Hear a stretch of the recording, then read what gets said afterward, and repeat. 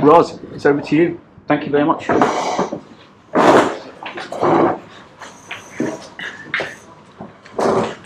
don't know how long it is, I haven't really practiced it. So I thought I'd just start with a little bit about me.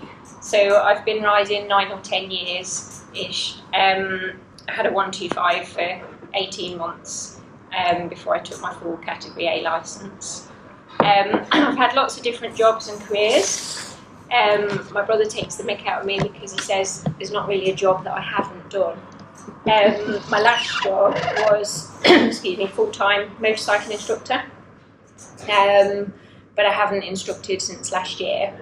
So I am now studying to be a naturopathic nutrition coach, which basically means you use food and lifestyle to prevent and treat diseases, which I'm really passionate about. So that's what I'm doing currently. I started my advanced rider course with, I suppose, a small amount of unofficial advanced training, not much at all really. So I'd done a few bits and pieces while I was instructing, and I did the bike safe course with the police, which I thought was excellent, really good, but nothing at all like what I've experienced with the IAM, nothing at all. So I've got very little advanced sort of experience. I had 2 observed rides with Dave, the first observer I had, and then the most recent 3 with Jeremy. So I've had 5 rides altogether, and I'm hoping after the next one to put in for my test, hopefully, if I don't cock it up for the next one. So I thought I'd start with a little bit of fun. It's kind of like a quiz to see if you can guess some of the things that I've learned during my training. So you'll have to put up with my not very good miming abilities, but I just thought it might be a little bit of fun. So if you get the answer correct, you may have a biscuit. Okay. If you don't get a correct answer, you can still have a biscuit. So you can have the easy version or the difficult version. Can I just say, why is a nutritional coach giving out biscuits? Why not eating any? Haven't started yet. It's only in training. Are they special They're biscuits? fairly good. Like, they haven't got much bad ingredients in apart from obviously the sugar. Okay, so do you want the easy version or the difficult version? Easy version. The easy version. Version so the easy version, I give you like the heading of what it's about. So the first one is about dual carriageway.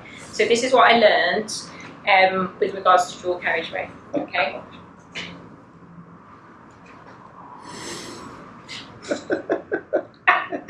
So you have to think like what I'm doing. Well, Get on with it. Not quite get on. Nearly. Get. Away. Go away. Nearly. keep away. Think dual carriageway on a bike. What would Move you out. do? Move out. Nearly. Put them 2 together. Mm-hmm. Get out. Yeah, get out means that same thing. Yeah. So I learned to get out earlier when I've joined the dual carriageway, so that basically you're not getting boxed in, and also thinking about you not sitting in somebody's blind spot. Or so that's what I learned about dual carriageways. Highway code number. I knew you were going to ask now. I nearly wrote it on here. Oh. Highway code 266. 241. Oh. 266. Okay. And obviously you're safer away from the junctions with the joining traffic. So I kind of have always moved out for the junctions, but not early enough. I learned I needed to move out much quicker. Okay, so the next one is motorway. So your title is motorway. Okay. I don't know how good this is. So.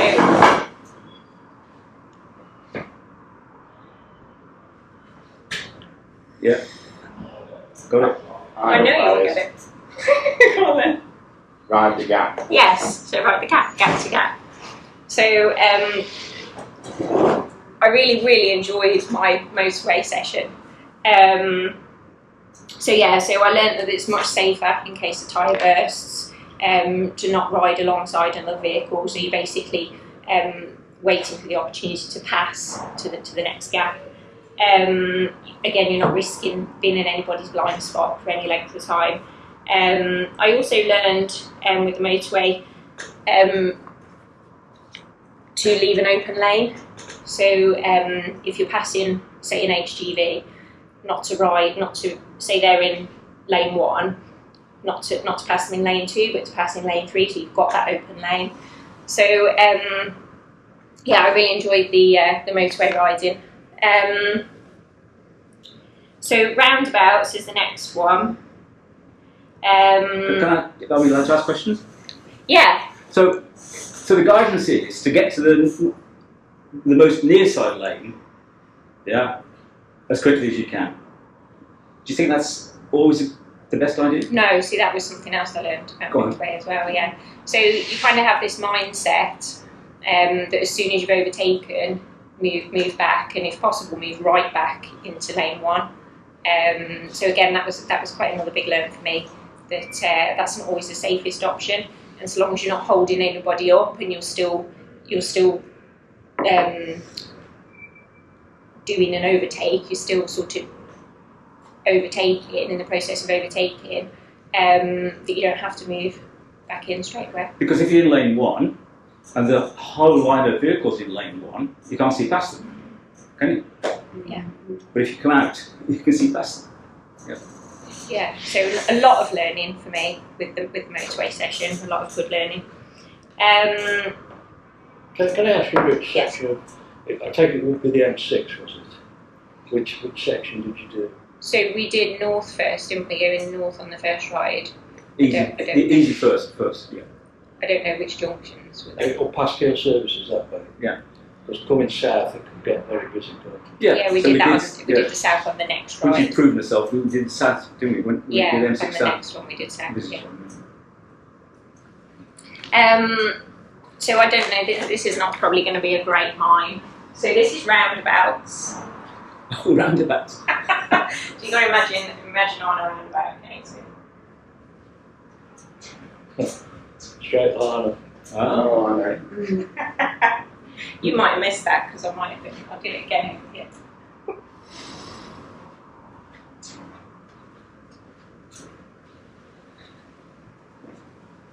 Because I know it. You know all of them. Well, I should do, shouldn't I? Yeah. Shoulder check for the left when you come out. Yes, well, yeah, so check the open You do lane. one to the right coming and off. one to the left. Yeah, the open lane, so whichever side the open lane is, check the open lane. So that's not really something I ever did.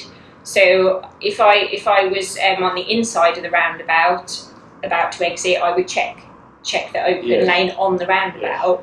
And obviously if I was on the outside, I'd check that side. But I'd never really thought about, as I was coming off, to check that open lane, whichever side it might be. So that was another good learning point for me. So yeah, It's not an easy thing to develop easily, and I think that the fact he picks it up very quickly is really good. But it isn't a sort of muscle memory thing. It's something you have to sort of practice, isn't it? To sort of to embed it. This is the open lane king. Oh. King of the open lane. Okay, so this is there's two more. This one is about bike control. Bike control. So this is what has happened as a result of my lesson. I now have one arm longer than the other.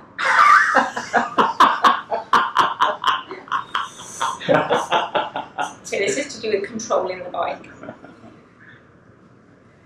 I'll give you another clue. I've been doing lots of left-hand bends. So you took a counter steering, positive steering. Yes. Well done, you definitely deserve a biscuit for that. So Jeremy, I've always pushed the bars to counter steer, like I know about counter steering, obviously I've explained it to the students and things, and I would think about pushing on the bars to counter steer the bike. But what was missing, as I said to Jeremy, the issue was my bum. So I wasn't moving my bum enough on the bike or letting the bike move underneath me. Okay. So once I discovered that, basically it has transformed my riding events. So I feel much more confident, the bike feels much more stable, the tyres feel more sticky, like it's just great. So yeah, the reason I did this is because Jeremy was talking to me about having my arms needed to change length when I counter steer. So.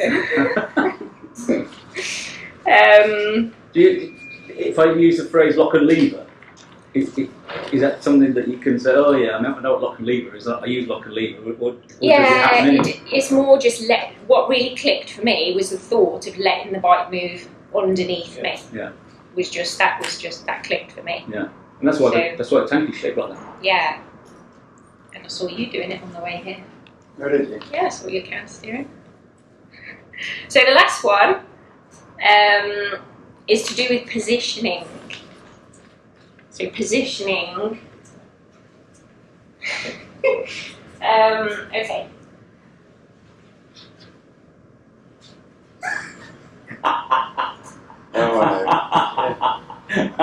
Take the dry line. Look for traction. Yeah, kind of. Do you know the actual word? Yeah. Come on then. Crud. Yeah, so stay out front. So I always used to think of it as like your positioning in terms of position 1, 2, 3, 4, 5, or actually before I started my training here, it was 1, 2, 3, position 3 positions. And Jeremy taught me a much easier way to look at it is to use the crud. So the centre of your lane where all the junky bit that the cars drop and the dirt from that gets pushed there from the car tyres. Never ride on the crud, ride one side or the other of it. Really helped me with riding bends. So thinking about my positioning for the bend because it's so obvious, it's so easy to see. It just makes it much more simple. At first, I was focusing a little bit too much on the crud when I went out and practiced after our first ride. But then you just, then it just becomes more of it's just embedded then, and you don't have to. A bit like looking for potholes. Yeah, well, you have to look for the non-potholes really on Yeah, a lot of exactly. roads, don't you? So just for completeness then, Yes. there are a couple of occasions when you should ride in the crud. And I mentioned those two. Can you remember when you could or should ride in the crud?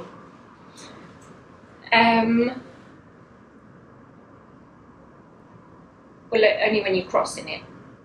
Certainly, you cross the crud When you're when you're upright, upright. I Yeah, do. it is a double bend. But let's say that you go out in the winter.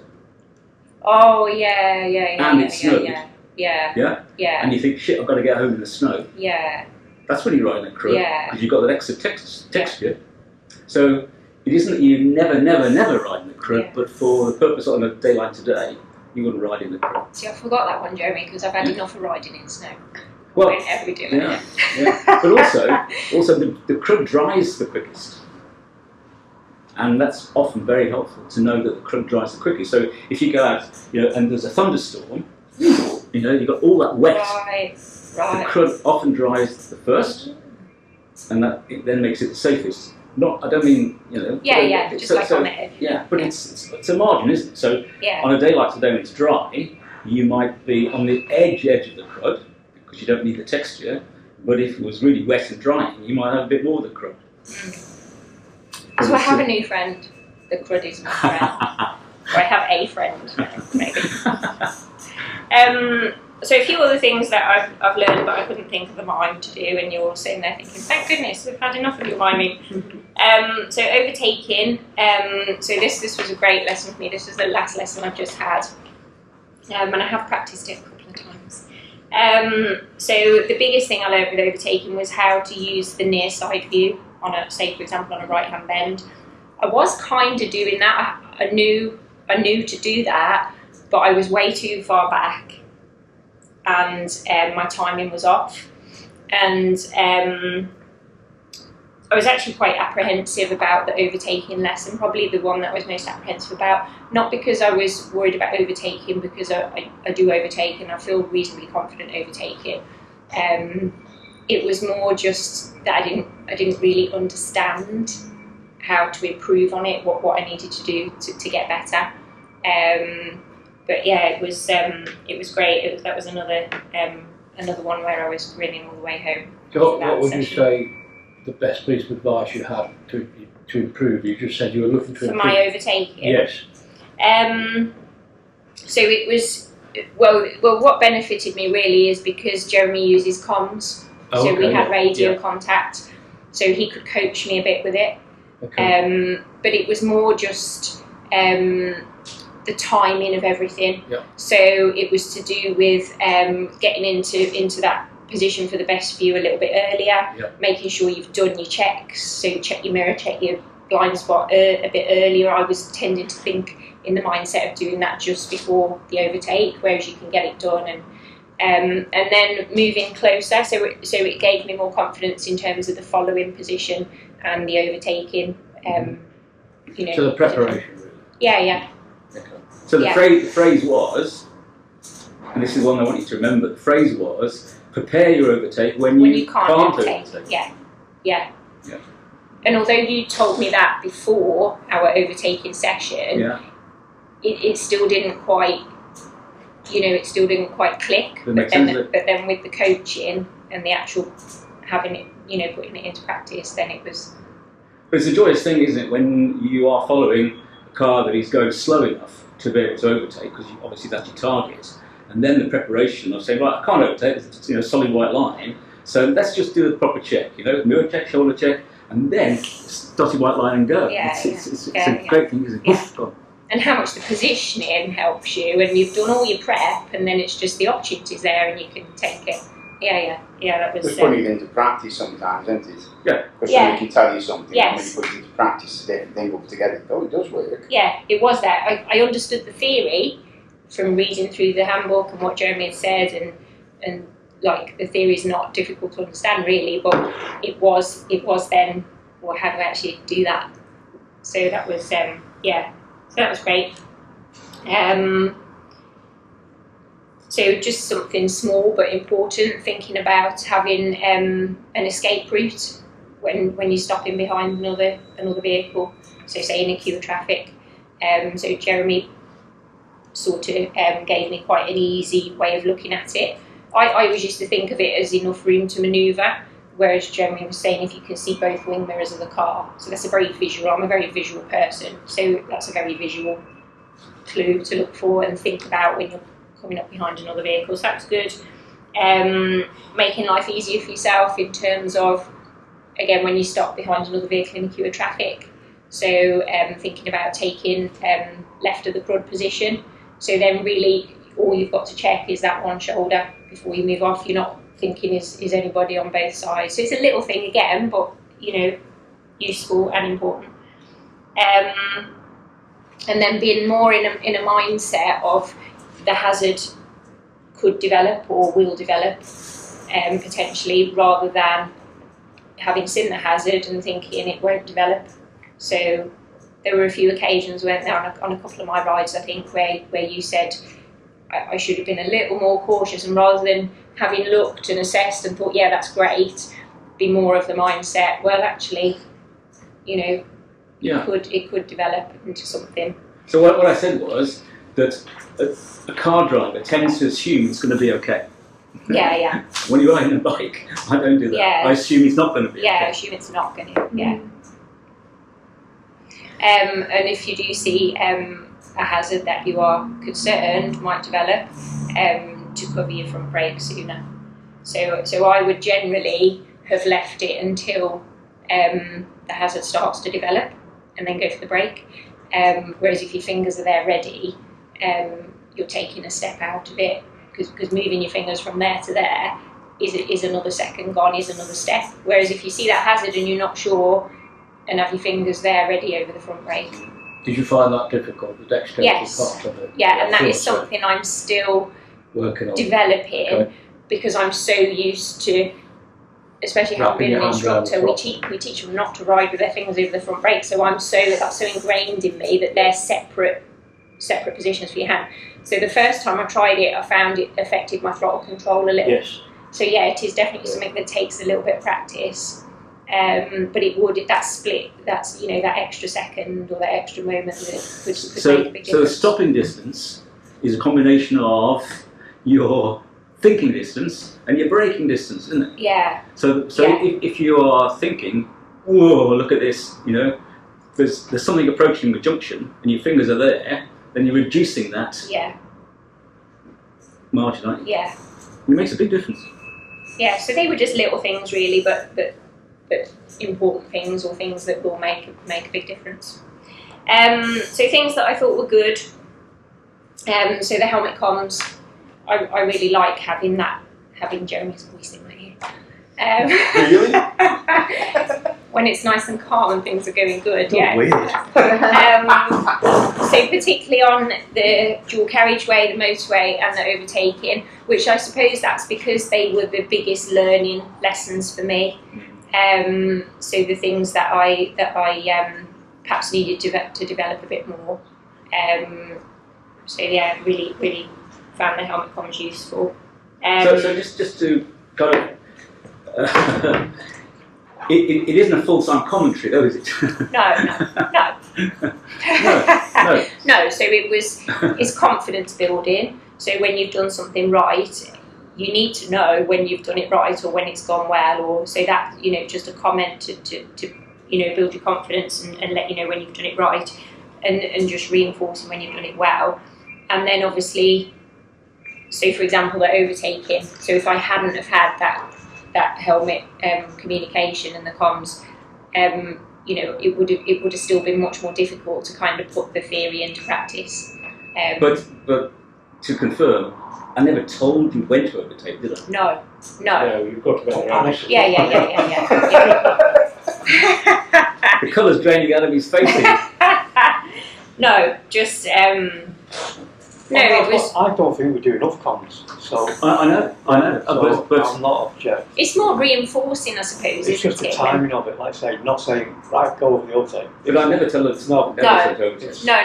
As long as it's a considered comment. Yeah. It's good. No, you didn't tell me what to do. You didn't tell. I don't know how to word it really. Okay. So it starts like this. This is important for Neil to hear. It starts with just directions, doesn't it?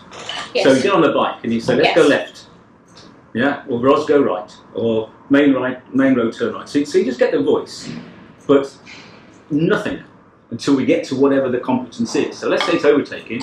I don't give you a running commentary on all the way to the bloody motorway, do I?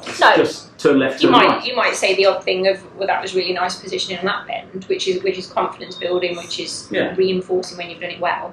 But no, it's not like you're telling me what to do. No. But when we get to the point where the competencies kick in, then it's really helpful if somebody's just saying that. Yeah. And I think it's really important on the motorway too, because there are occasions when somebody's coming through on the near side, at speed, undertaking, and you might not have seen that. Yeah. I know I've saved at least 2 riders' lives with comms. Yeah. It makes the comments timely and relevant to what's happening at that moment in time, rather than waiting for half an hour and then thinking, right, think back to it, because that prevents you doing the same thing going forward. Yeah. Yeah. And if you're like me, and Jeremy was to say, so when we were coming past the A54, or we were near the whatever road, or we were in whatever town, I'd be like, what? Because I don't really know the area that well, and do you know what I mean? But to have it, like you say, the timing of it, when it happens, it's good. Yeah, so my background helps with this because I've got an honours degree in motor skills development, so it's relevant. But the definition of coaching is improving the performance while the performance is happening. That's what happens, isn't it? Yeah. Feedback I thought was good as well. So the feedback that I've received has been exceptional, relevant, detailed, accurate. And with a really good plan of what to practice after the session, what to work on for my development, things to go away and work on. So feedback for me was really good. And then videos of my riding. So Jeremy sends videos you while you're riding, and then sends you the video afterwards, and not just the video, but with commentary over the top of the video. So again, you can then watch what you were doing and think, oh yeah, and listening to what Jeremy's pointing out on the commentary, you can think what you did well, what you didn't do so well. It helps highlight things perhaps he was saying during the ride that you were thinking, I'm not sure what he means there, and then you watch it on the video, and it's so to get those videos and actually be able to sit and watch them with the commentary is really, really valuable, really good. So the practice is this, right? The theory is this, but you need 4 things. You need instruction, practice, coaching, and reinforcement. So what the videos do is they provide reinforcement, and it's that 4th thing, the reinforcement, that helps people to improve rapidly, and most importantly, it takes people past the plateau, because without the reinforcement, people plateau. So they have a couple of rides, and then they don't get any better. But the reinforcement stops that. Do you watch your videos? No. Because I went to France just after. You still got them there? Yeah, so I'm just looking for them now, actually. I just think with the videos you get so much more out of each session. Yeah. It's not like the session's finished and it's over and you've got your written plan of you know what you need to practice and what you need to do next. But it's more than that, because then you've got the video and it just makes so much more of the session. And then I've got it and I can go back. Like if I thought, oh, what was that on that ride, or what was that was said about that, or and then you've also got just like the pleasure side of it. Is at some point in the future, or once you've passed your test, or whenever it is, you can go back and you can watch that video and you think, oh, look how much I've improved since then. So you've got that side of it as well. Yeah. But for me, the most important thing is that you get so much more out of each session. And also, I think if you see something you've done really well, it gives you a little bit of a lift. You might see the confidence. Like, oh, that was just really good overtake that day.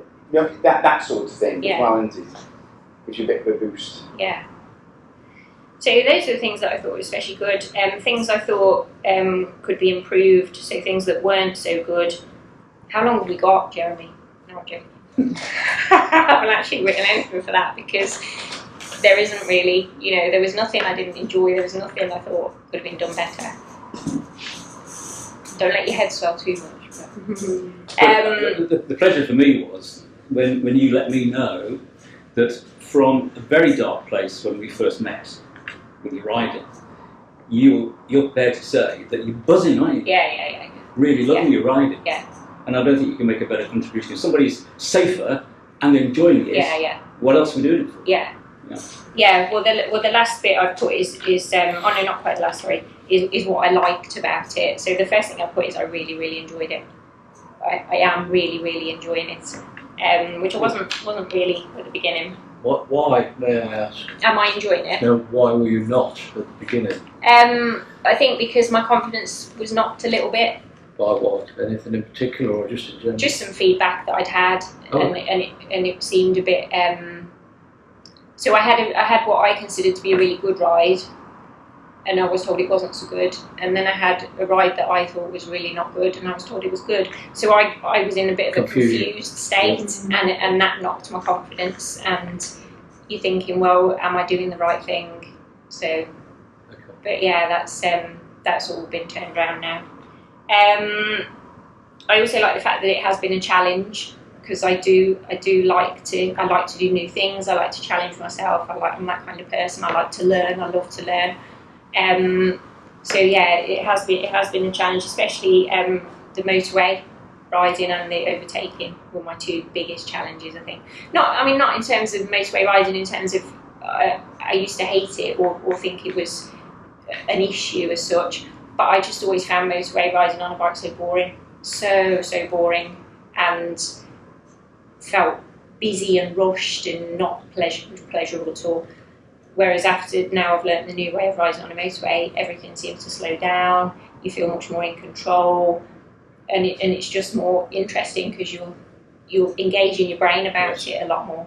So the challenge and the fact that I've had really, really good feedback is really what has kept me engaged with it as well. So I have felt motivated, I have felt, engaged with it and wanting to carry on and wanting to do more. So that was good. As I've already said, it's transformed my riding, so particularly of dual carriageways and motorways and my overtaking. And then the only final thing about, what I really liked about it is my nerves about being observed have eased. So again, not to make your head swell too much, but Jeremy is very good at what he does, and he has really built my confidence. I'm not really a very confident person when it comes to doing something new in a practical way. So yeah, Jeremy really has helped to ease my nerves and build my confidence. So then it was just to say really, like, this is just my view on it, my opinion of who should train with the IAM. So to me, anybody or everybody, and I really hope as a group we could get that across to people, because obviously you don't have to be an instructor when you come and do advanced training. You might just have passed your test, or you might, be very, unsure about your riding and not particularly confident with your riding. It doesn't really matter, does it, what level you start at in terms of your knowledge and your experience, because it doesn't really matter what stage you're at. You can always make improvements to your riding, and I've made a lot more improvements, or learned a lot more, I suppose, than I expected to learn, if I'm honest, which has been really good. Did I just say that that you did tell Steve you wouldn't carry on? You what, sorry? You told Steve Williams that after two rides, you weren't going to carry on. Yeah, I was at the stage. You were going to stop it, you weren't going to stop it. I was considering not carrying on. Yeah. So yeah. I do think with that, I think sometimes the word advanced puts people off. Yeah. They think they've got to be good before they come somewhere. Agreed. Yeah. And it isn't. That's not the case. It's just improving your riding ability and your skill level, your observations and everything else that goes with it. So I do think sometimes the word advanced, well, not very good. Well, it's not. It's to make you better. It's to help you improve. Yeah. Yeah, I agree. The challenge we have is trying to find another word. Yeah. Yeah. Oh, no. I understand that. Yeah. But you're right. Yeah. But what other word would we use? Yeah.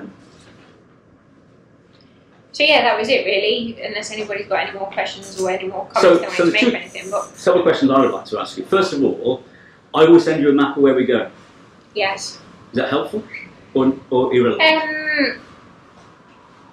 Yeah, it is helpful. I do always look at it, but because I'm not like mega familiar with the area or the routes or the roads, I can't really look at that map and visualise it. Like somebody might look at that map and be, oh yeah, that's that road that goes there, or I can't really do that. So when you say look at it, do you mean look at it and then just go out, or do you mean load it onto the sat nav, or just look at the map before you go out, so you've got an idea? Yeah, so I've got a rough idea where we're going. But two things then. One is before you go out that you're going somewhere you don't know. Yeah. Which is intellectually important. I don't know where I'm going, but so better than doing the same journey all the time. I think that's quite helpful to ride somewhere that's different. Yeah, definitely. Yeah. But the other thing is the map tells you how long you're going to be. Yeah, I was going to say that myself. That's important. Yeah. Doesn't it? Because the map says this is 2 hours and 10 minutes, or 2 hours and 35 minutes, or this is 1 hour 55 minutes, isn't it? Yeah. And it's really important to know how long you're going to be out. Really important. Well, that's the thing as well, isn't it? Because obviously with the associate, you plan a lesson and you can say, right, we're going to be out for 6 hours. And the guy's saying, well, one person's saying, well, I've only got an hour and a half. So you're almost getting confirmation from them. So, yeah, I'm good for an hour and a half. Yeah. Right, okay, great, we'll stick with that. If he says, no, I've only got an hour, then you just tweak it accordingly, can't you? Because I think it's important that they give, if they come to you on that day to do that lesson, thinking that they've got to ride for 6 hours, they've lost the will to live before they even get there, haven't they? Yeah, agreed. Whereas if it's only like an hour or whatever it is, then it's like, great, I'm up for this. Yeah. It doesn't if we ride for even 2 hours without a break, is it? No. One last question? Mm-hmm. It is suggested that me and my NOs asking the I am safe questions is intrusive. When I ask you, and we have quite a detailed conversation about that, don't we? Yes. Before we go out on the road. Yeah. Every time, and you do your eyesight check every time. Yeah. Did you feel at any time that was intrusive and you didn't want to give me the information? No. Okay. Not me personally, no. Surely that would depend upon the depth of the question. Well, I'm not suggesting your case. Yeah. I'm talking generalities. I suppose it might just depend on how sensitive the person is that you're asking, or what their potential issues are. There's nothing too personal, is there, really, in that? Well, do you have any illness or injury? I need to know that. If you can't turn your head, I need to know. Yeah. Don't I? Yeah. You know, if you can't straighten your arm, I need to know. I mean, if you can't now. I can straighten them. It's just that one's permanently longer than the other now. Yeah. But again, like I say, it's how you ask it, Yeah. how you interact with the associate. Yeah. That's the other thing. The rapport you get with that person. Yeah. I just think that we need to know a certain amount of basic information, as you rightly say. But I think it needs to end there. I suppose somebody could say, I suppose you could word it as in, you know, have you got any medical conditions or any illnesses that I need to be aware of or that might affect your riding? Well, do you carry a card? Yeah. So that if you're injured, I need to tell the ambulance driver that you've got a particular medication. I mean, because someone who was like... Did you encounter many ambulances when you were out in Germany? Did I encounter any ambulances? But somebody who's diabetic or epileptic or something, you know, they need to tell you, don't they? Yeah. Whereas if it's something that isn't going to affect... the doctor, haven't they? Yeah, but if I was taking someone out and they potentially were going to have a hypo, or I'd want to know. What can you do about it? There's another scenario, isn't there? So let's say, for example, you ask the question, and they turn around and say, "Well, I've got a really weak right ankle." Yes. And I can't put my right foot down because I can't take the weight of the back. So when they keep putting the left foot down, you then have a scenario of, you understand that why, and you work with that that hindrance or whatever it is, but you are aware of it. Yes. But the fact is that the questionnaire and the way that I use it has influenced the way that I designed your training, hasn't it? Yeah. And now you're telling us that you've enjoyed it. Yeah. That's because I've taken into account what your needs are. Aren't we supposed to provide a customer-centric service, aren't we? And that's what you've got. And I only know what to do because I asked you some questions and you gave me the answers. I think if someone's got super sensitive medical needs, they just won't tell you. Okay. And then you just won't. got to be careful how you frame it. I mean, is there anything that I need to know? Exactly. This is going to affect the driver or rider. As you say, there's going to be people that they won't want to disclose that they've got conditions. Yeah. But If they don't tell you, then you've asked, and you know you're kind of covered from that point of view. You've asked if they've got anything you need to know about. But I think some people I'm working with people with mental health issues day in, day out, and they're very, very sensitive about disclosing. Might not be able to read and write. There could be any number of things that you've got to try and pick out of them if you can. And not only that, as the relationship grows, they might become more open with you anyway, mightn't they? But like I say, from day one, you still need to know the basics. But like I say, I think that to me is how it's phrased from you as the NO to the associate, and how the associate feels about giving you information. So a couple of examples. I've got a young guy that I meet after work, and because he's a young guy and he's on the go and he doesn't have a lot of money, when I meet him and I say to him, food. No. So I'm in a rush and I'll come straight here, and then I say, get yourself a burger because I'm not taking you on this bike unless you have something to eat. Makes a big difference. And if you're right behind somebody that is hungry and their blood sugar goes like that, you know it. And if you don't know it, you shouldn't be doing this. You can just see somebody's concentration drop, and that often happens if they haven't eaten. So as soon as I made this guy eat while we did all the other things, you know, that was really good. And I got another rider who's a blood banker now, and he had a 17-year-old daughter who cried every time he went out on his bike.